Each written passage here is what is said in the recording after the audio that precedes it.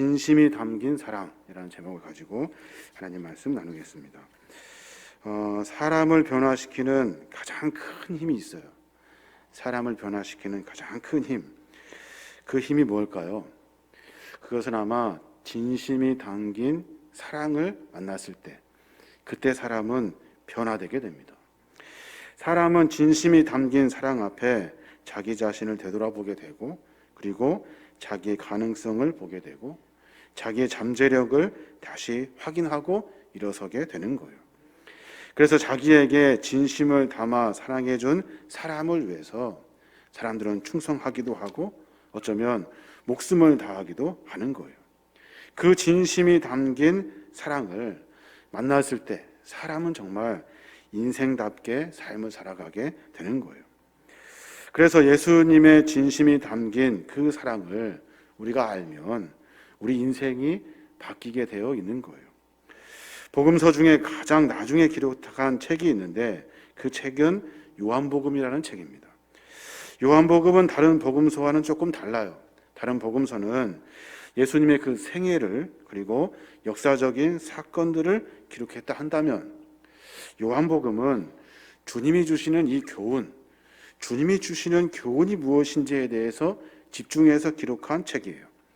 그래서 주님의 기적과 사건, 그런 활동, 역사적인 일들보다는 개인과 주님이 나누셨던 그 15번의 대화, 이 대화의 이야기를 기록해내면서 도대체 주님이 우리에게 무엇을 가르치려고 하신지에 대한 깊은 조명을 요한복음에서는 하고 있는 거예요. 요한복음의 여러 구절이 있겠습니다만은 그 중에 핵심 구절을 뽑으라 한다면 요한복음 13장 34절에 있는 말씀이에요. 그 말씀에 보면 새 계명을 너희에게 주노니 서로 사랑하라. 내가 너희를 사랑한 것 같이 너희도 서로 사랑하라. 이것이 주님이 우리에게 가르쳐 주신 거룩한 주의 말씀이에요. 요한복음 전체를 통해서 주님을 조명했을 때 주님은 어떤 분이시냐면 사랑을 전하러 오신 분이라는 거예요. 또 사도 요한은 자기 자신을 이렇게 소개할 때, 자기 자신을 소개할 때 뭐라고 소개하냐면 저는 사도 요한입니다 이렇게 하지 않고 주께서 사랑하는 사람, 주께서 사랑하시는 제자라고 이렇게 표현해요. 성경의 여러 곳에서 그런 표현을 발견할 수 있는데, 왜 그러냐면 사도 요한이 주님을 조명했을 때 주님이 가리키려 하시는 것이 무엇이냐면 사랑이라는 거예요. 그래서 그 사랑을 알고 깨달은 사도 요한이 자기를 소개할 때 저는 사도 요한입니다 라고 표현하지 않고 나는 주님의 사랑을 받은 제자입니다, 주님의 사랑을 받은 제자입니다 라고 이렇게 소개하고 기록하고 있는 거예요. 중요한 것은 뭐냐면 누군가 나를 사랑한다는 것을 알고 내가 사랑을 받고 있는 사람이라 한다면 그것처럼 행복한 사람은 없을 거예요. 그 누군가가 나를 사랑하는 그 누군가가 예수님이라면 그보다 더 큰 감격은 없을 거예요. 나를 사랑해 준 사람 때문에 내 삶이 바뀌어지는 거예요. 나를 사랑해 주는 사람이 있기 때문에 내 삶이 점검이 되는 거예요. 나를 사랑해 주는 사람이 있기 때문에 그를 위해서, 그분을 위해서 내가 충성을 다하고 사명을 감당하게 되는 거예요. 사랑의 중요성을 아는 요한이 요한복음의 마지막 장면에 주님의 이 사랑의 문제를 아주 심도 깊게 조명하여 기록해냅니다. 그것이 뭐냐면 오늘 우리가 읽었던 본문 예수님과 베드로의 대화예요. 요한의 아들 시몬아, 내가 이 사람들보다 나를 더 사랑하느냐? 주님이 물으셔요. 그랬더니 베드로가 예 주님, 저는 주님을 사랑합니다 라고 대답해요. 이런 대화가 3번씩이나 반복되고 있어요. 이 사건 이후에 베드로는 완전히 달라집니다. 내가 사랑받고 있다는 사실을 깨달아요. 또 내가 주님을 사랑하고 있다는 사실을 깨달아요.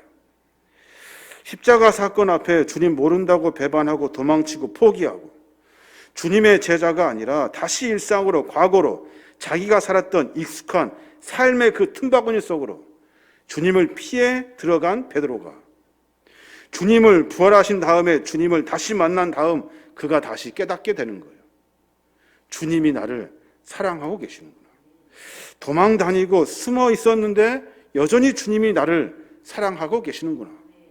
내가 그물을 던지면서 배를 타고 별 일을 다하며 주님을 잃어버리려고 수도 없이 노력하고 했던 일들, 그럼에도 불구하고 나는 여전히 주님을 사랑하고 있구나 라는 사실을 발견하게 되는 거예요. 우리가 신앙생활 하면서 지치고 힘들 때가 있습니다. 정말 끝이 보이지 않는 삶의 수많은 일들 속에 자꾸만 지쳐갈 때가 있어요.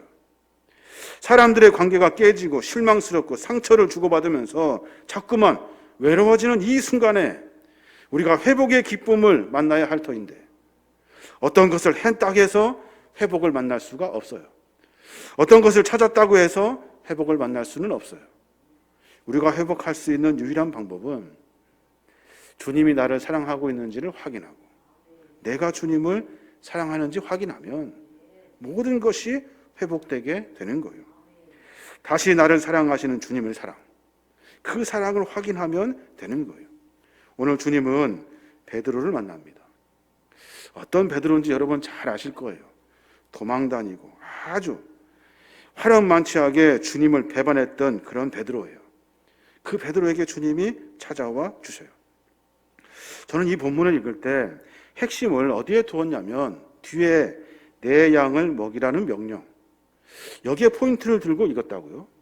왜냐하면 주님은 지금 뭔가 시키시려고, 뭔가 심부름시키려고, 사역을 맡기려고 주님께서 찾아와서 베드로에게 말씀하시는 줄 알았어요. 이것은 그를 불러 세우려고 하시는 주님의 작업 멘트와도 같은 거다라고 읽었다고요. 그런데 이 본문은 주님과 베드로의 대화의 핵심은 베드로를 다시 불러내기 위해서, 다시 사역자로 세우기 위해서 하신 주님의 행동이 아니에요. 오늘 베드로와 함께 주님이 만난 그 순간 서로 주님이 확인하고 싶었던 것은 내가 너를 사랑하고 있다. 베드로도 주님을 모르고 주님을 잃어버리고 삶을 살고 있었는데, 분주하게 살고 있었는데 나 역시 여전히 주님을 잃을 수 없고 주님을 잃어버릴 수 없어 사랑하고 있다는 사실을 확인하려고 주님이 누차 강조하며 이야기하고 계신 거예요. 주님이 나를 사랑하고 계심을 확인하고 나 역시 삶이 힘들고 지치고 고단되고 어렵고 힘들지만 그럼에도 불구하고 부족하지만 주님을 사랑하고 있다는 것, 이 서로 교통해 쌍방의 고백을 통해서 베드로와 주님이 서로 사랑하고 있다는 사실을 분명하게 깨닫게 되는 거예요. 사랑하는 여러분, 주님과 베드로의 그 사랑의 대화를 보면 주님과 내가 사랑을 확인하게 되면 어떤 결과를 가져오는지 성경은 기록해 놓고 있어요. 신앙과 믿음이 잘 되었으면 좋겠고 삶 가운데 여러 문제들이 해결됐으면 좋겠습니다. 그런데 여러 가지 일들과 상황 때문에 잘 안 될 때가 참으로 많아요. 그러면서 무엇이 중요한지 모르고 매번 내가 판단하고 생각하는 데를 우선순위로 두고 삶을 살아요. 그러면서 점점점 주님과 멀어진다고요. 그 순간에 이제는 뒤돌아 돌이킬 수 없는 순간이 오요. 그 순간에 다시 주님을 만나려면 우리 삶 가운데 주의 사랑을 다시 고백하고 사랑을 깨달을 수 있어야 하는 거예요. 그래야 회복될 수 있는 거예요. 주님의 사랑을 확인하면 어떤 일이 일어나냐면 우리 안에 치유가 시작됩니다. 치유. 내가 회복이 되기 시작해요. 주님 말씀하시죠. 그들이 조밥 먹을 후에 예수께서 시몬 베드로에게 이르시되 요한의 아들 시몬아, 내가 이 사람들보다 나를 더 사랑하느냐 하시니, 주님 그러하나이다. 내가 주님을 사랑하는 줄을 주께서 아시나이다. 서로 사랑을 고백해 주고 있어요. 그리고 나서 가만히 들여다보니까 시몬이, 그 베드로가 달라지기 시작합니다. 주님을 고백하는 그 순간에 그 시몬이 달라지기 시작해요. 내가 주님을 사랑하고 있다는 사실을 내가 스스로 입술로 고백하는 순간 그때 내 삶이 변화되기 시작하더라는 거예요. 베드로의 그 과거, 주님께서 추궁하기 위해서, 벌 주시기 위해서 찾아온 줄 알았는데 주님은 베드로에게 찾아오셔서 내가 너를 사랑하고 있다고 말씀해 주고 계시는 거예요. 그렇습니다. 나도 주님을 여전히 사랑하고 있습니다 라고 고백하면서 답답했던 내 심속에 내 상처, 내 실수, 내 모든 죄악들이 한 번에 다 녹아져 버리는 거예요. 주님, 그 일 때문에, 내가 주님을 배반했던 그 십자가의 사건 때문에 내가 다시는 주님을 사랑할 수 없는 줄 알았는데 주님의 대화를 통해서 내가 다시 주님을 사랑하게 되었습니다. 내가 알았습니다. 깨달았습니다. 내가 주님을 사랑하는지 알았습니다. 주님께서 사랑한다는 대답을 3번 반복하여 물으시고 베드로가 3번 반복하여 답합니다. 그러면서 무너진 자기 마음이 완전히 치료되는 것을 깨달을 수가 있어요.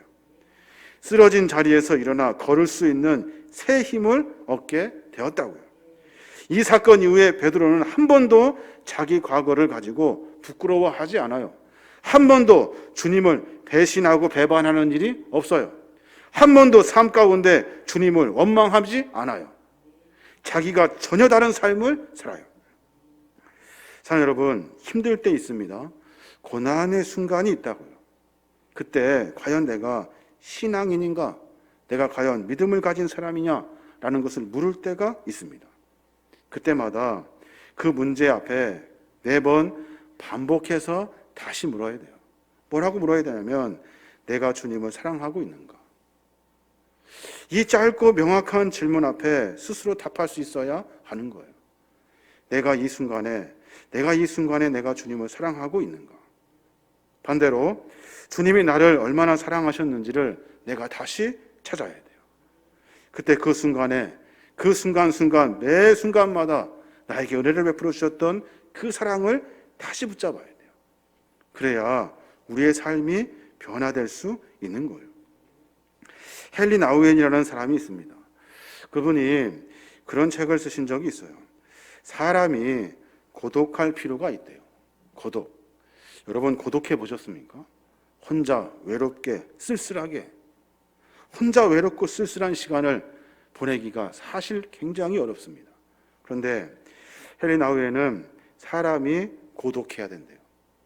혼자 외롭게 쓸쓸하게 있어야 된대요. 왜냐하면 하나님의 음성을 듣기 위해서 필요하대요. 그냥 우울증에 빠져서 막 깊이 침묵 속에 들어가는 것이 아니라 혼자 고민하고 생각할 시간들이 필요하대요. 왜냐하면 하나님의 음성을 듣기 위해. 어떤 음성을 듣기 위해 고독해야 합니까? 어떤 음성을 듣기 위해서 그러냐면 너는 내가 사랑하는 사람이야. 나의 은총이 너에게 있어. 나는 이 하나님의 음성을 듣기 위해 고독해야 한다는 거예요.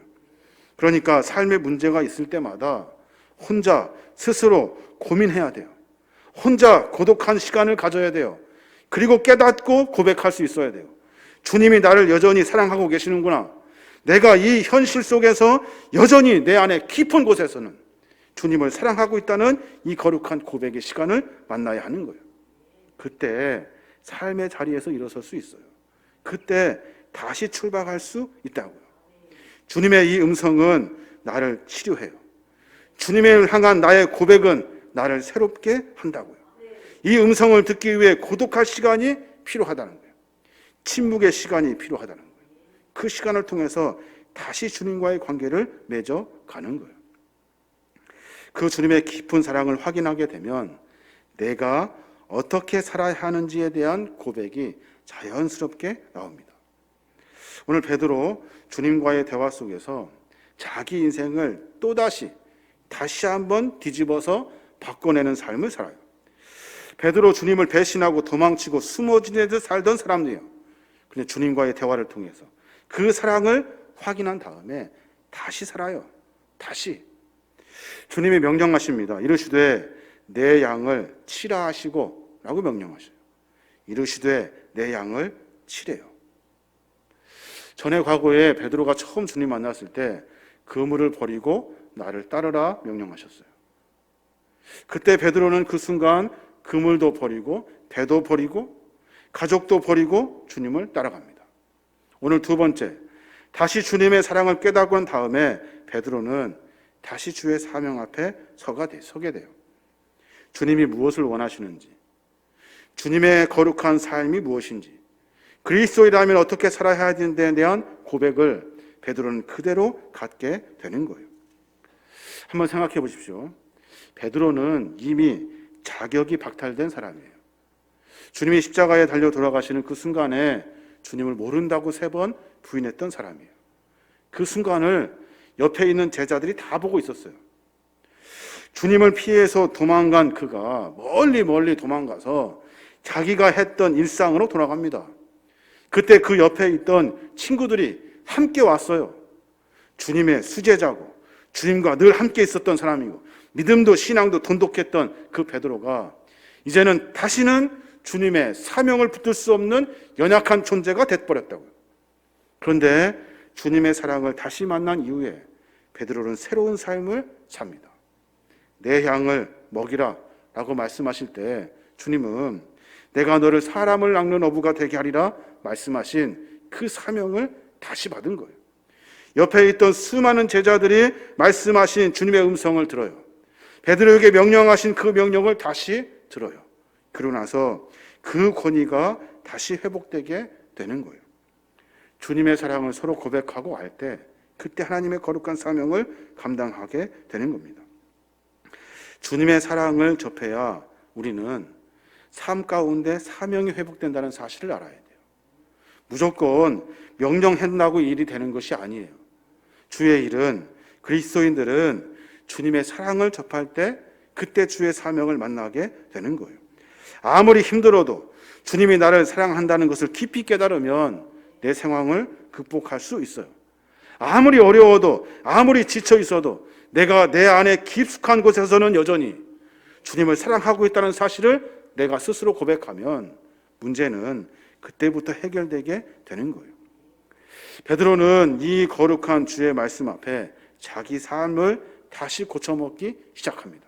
왜냐하면 주님의 그 사랑의 고백은 진실하다는 것을 깨달았기 때문에 그래요. 주님이 나를 향한 그 사랑은 진실하다는 사실을 깨닫고 내가 주님께 피하여 도망갔는 줄 알고 내가 주님을 사랑하지 않는 줄 알았는데 나 역시 주님을 향한 진실한 사랑을 깨달았기 때문에 삶을 바꿔내는 삶을 살아요. 요한은 그 이야기를 자세히 보고 기록합니다. 그리고 앞으로 요한이 어떻게 살지에 대한 주님의 말씀을 귀 기울여 듣고 기록합니다.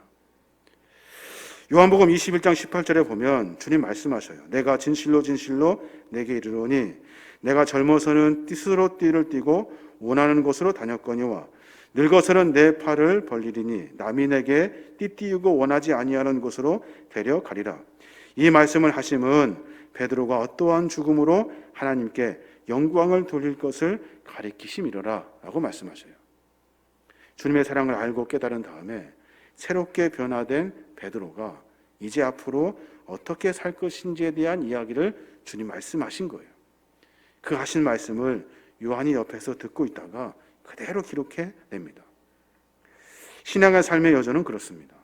신앙은 어떤 수준이 아니에요. 신앙은 무엇을 하는 것이 아니에요. 신앙은 나를 향한 하나님의 사랑을 발견하는 거예요. 주님이 나를 여전히 사랑하고 있구나. 내가 삶 가운데 아무리 분주해도 아무리 어려워도 내 안에 깊숙한 곳에서는 여전히 주님을 사랑하고 있구나. 이 사실을 알고 깨달을 때 그때 하나님의 사명을 감당할 수 있게 되는 거예요. 무엇을 먼저 해야 할까요? 주님의 사랑을 알고 깨달았다면 무엇을 해야 할까요? 주님과 같이 사랑하는 일을 해야 하는 거예요. 어떠한 경우에서도 베드로를 내치지 아니하시고 찾아와 주셔서 품어주셨던 주님과 같이 우리가 주의 사랑을 전하며 삶을 살아내는 거예요. 어떠한 경우에도 자존심이 상하고 어려운 일이 있다 하여도 주님과 같이 사랑하며 삶을 살아내는 거예요. 이웃을 위해서 사랑하고 내 믿음의 형제들을 위해서 사랑하고 어렵고 힘든 일이지만 사랑을 통해서 주님이 우리에게 가르쳐 주신 거룩한 사랑을 실천하며 삶을 살아가는 거예요. 그때 베드로가 다시 주님을 만나지 않았다라면 베드로는 그냥 평범한 어부로 살았을 거예요. 베드로를 생각한 주님께서 찾아와 주셔서 베드로를 사랑한다, 그리고 베드로의 고백을 들었던 것처럼 베드로도 역시 주의 사랑을 만났기에 그 사랑을 전하려고 삶을 살아요. 그 일이 후대에 봐서는 대단한 일 같지만 그 당시에는 그렇게 대단한 일이 아니에요. 많은 사람들에게 주님만 소개했을 뿐이에요. 많은 사람들에게 주님의 십자가의 사랑을 전했을 뿐이에요. 뭐 대단한 일을 한 것도 아니라고요. 근데 그 작은 일이 지금 현재 수많은 사역으로 이야기되게 된 거예요. 제가 잡지를 하나 보았는데 그 잡지에 자기가 받았던 그 사랑 때문에 정말로 자살을 하려고 했던 그 순간에 다시 회복했던 기사를 읽은 적이 있어요. 갓난아이 때 심한 화상을 입었는데 그때 병원에서 한 여성이 그 아이를 정성껏 돌보아 줍니다. 화상 입었던 그 아이가 자라서 훗날 청소년기에 되는데 그때 그 흉터 때문에 많은 사람들의 놀림을 당해요. 그래서 자살하고 싶은 마음이 들 때 우연하게 한 장의 사진을 발견하게 됩니다. 이 사진은 무슨 사진이냐면 자기가 어렸을 때 자기를 간호해 주었던, 정말로 화상 때문에 거반 죽은 자기를 꼭 껴안아주며 사랑으로 돌보아 주었던 사진이에요. 그 사진을 꺼내 들고 그 사람이 38년이 지난 후에 그 간호사를 찾습니다. 찾아서 함께 사진을 찍게 되는데 그 이름이 수잔 버거라는 여인이에요. 그 여인의 작은 사랑을 통해서 죽을 수밖에 없는, 죽으려고 하는 그 사람을 다시 살리게 한 거예요. 간호사는 간호사니까 그런 일 하겠지라고 생각할 수 있지만 꼭 껴안은 그 모습에서 사랑이 느껴졌던 거예요. 주님이 과연 나를 찾아오실까? 주님이 나 같은 것을 선택하실까? 주님이 나와 함께 하실까? 라는 수많은 고민 속에 우리가 고백할 수 있어야 하는 것은 주님은 보잘것없고 형편한 우리들에게 찾아와 주셔서 주의 사랑을 베풀어 주셨어요. 그냥 세상에 있으면 죽을 수밖에 없는 우리들에게 주님은 찾아와 주셨어요. 아무 대답 없이 문 닫고 주님을 외면했던 우리에게 찾아와 주시고 또 찾아와 주셔서 말씀해 주셨어요. 내가 너를 사랑한다. 내가 너를 사랑한다고 수없이 말씀해 주셨어요. 그 말씀을 우리가 듣고 우리가 주님을 사랑한다 고백할 때 우리의 삶이, 전체의 삶이 바뀌어지게 되는 거예요. 우리가 주님 오심을 기다리는 대림절을 지내고 있습니다. 여러분, 이 일이 어떤 일을 하며 지내고 있고 이 시간을 어떻게 보내고 계신가요? 한번 생각해 보시기 바랍니다. 우리의 일상을 특별하게 만드시는 분이 주님이셔요. 우리의 일상 가운데 찾아와 주셔서 우리를 사랑한다고 말씀하신 분이 주님이셔요. 형편없고 죽을 수밖에 없고 죄 많은 우리들에게 찾아와 주신 분이 주님이셔요. 우리가 그 사랑을 고백할 때 주님의 사랑과 내가 주님을 향한 사랑이 만날 때 그때 하늘의 은혜가 펼쳐지게 되는 거예요. 평범한 일상 같지만 사명의 일상이 되고 일반적인 삶 같지만 사랑을 받고 사랑을 실천하는 삶이 되는 거예요. 요한복음의 마지막에 보면 그런 말씀이 있어요. 21장 25절에 보면 예수께서 행하신 일이 이외에도 많으니 만일 낱낱이 기록된다면 이 세상이라도 이 기록된 책을 두기에 부족할 줄 아노라 라고 기록해놔요. 마지막에 요한이 기록한 거예요. 이 말이 무슨 말이냐면 예수님께서 행하신 일이 수도 없이 많다는 거예요. 이걸 다 기록하려면 끝이 없다는 거죠. 세상의 책을 다 모아두어도 부족하다는 거예요. 이 말씀을 가만히 묵상해 보면서 그런 생각이 듭니다. 물론 주님의 사건을 기록하기가 쉽지 않겠죠. 그런데 주님의 그 사랑을 받은 사람들이 주님의 사랑을 실천하고 있는, 그래서 그 역사가 지금까지 이어져 내려오는 그 이야기를, 그 주님의 사랑의 이야기를 다 적으려면 정말로 부족하겠구나라는 생각이 들어요. 우리 각자 받은 사랑을 우리가 실천하며 사는 거예요. 그 주님의 사랑의 이야기를 우리뿐만이 아니라 많은 사람들이 기록을 한다면 끝이 없을 것 같아요. 요한은 주님의 그 짧은 시간 어떤 그 사건에 대한 이야기를 기록한 이야기가 아니라 주님의 사랑은 우리 인류, 온 인류의 역사 가운데 가장 많은 사랑의 기록을 남길 것입니다 라는 메시지를 우리에게 준 거예요. 자, 여러분, 여러 가지 이야기를 드렸습니다마는 우리가 분명히 깨달아야 할 것이 있어요. 대림절을 맞이해서 주님을 묵상하며 그런 생각이 들어요. 주님이 어떤 분이시냐는 거예요. 주님, 나는 누구냐는 거예요. 나는 주님이 나에게 어떻게 하셨냐는 거예요. 반대로 나는 주님에게 무엇을 했냐는 거예요. 주님은 나를 사랑하셨고 나도 역시 주님을 사랑한다고 고백하였고 내 삶 가운데 세상의 삶이 아니라 그리스도인의 삶으로 살겠다고 고백했던 순간이 있었다고요. 부족한 일이 있다면 다시 점검하여서 하나님의 거룩한 사랑을 받은 자로 삶을 살아야 하는 거예요. 그래야 하늘의 은혜를 만나게 되는 거예요. 저와 여러분이 다시 오실 주님을 기대하고 소망하면서 주님께 사랑을 받았다면 나도 사랑을 전할 수 있는 저와 여러분이 되시길 주님의 이름으로 축원합니다.